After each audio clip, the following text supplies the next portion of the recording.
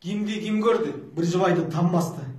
Ковид деген элет билбейм кайдан жармашты. Кыргыздын айласыздан карап ар жакты өлбөстүккө уруп жатат далбасты. Оңой бемне бир түндө 43 адамын ач ажалга жалматты. Ошентсе да белин бекем бууп улантып жатат кармашты.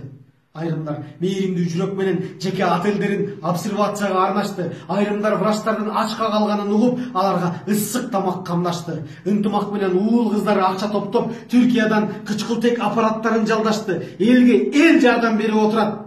Кесе тиштеп бармакты. Министр башчыларыңдан дайын жок. Жөнөкөй дарыгерлерге жүктөп салып баардык салмакты кайда короткондору белгисиз сырттан келген акчалай жардам дары-дармек таңгакты.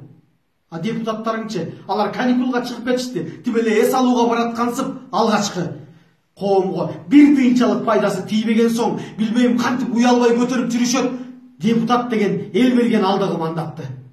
Ажообуз бир жолу экранга чыгып жылуу сөз айтып койбой, билбейм карап жүрөт кай жакты. Парламенттик шайлоонун күнүн белгилеп кол койдум дейт. Эл кыйналып жакынын жоктоп зарлап турганда, ошондой шайлоону белгилөө биз үчүн эмне талгакпы? Буйруса, бул сыноолордон да өтүп кетип, күн келип бийикке көтөрүчү эсендик, тынчтык байракты, ошондо бизди шайлагыла деп келсеңер, жини келген эл башыңарга куят кайнак суу. Ансыз да маал каткан маңкурт бийликке Манастын тукуму 30 жылын алдатты.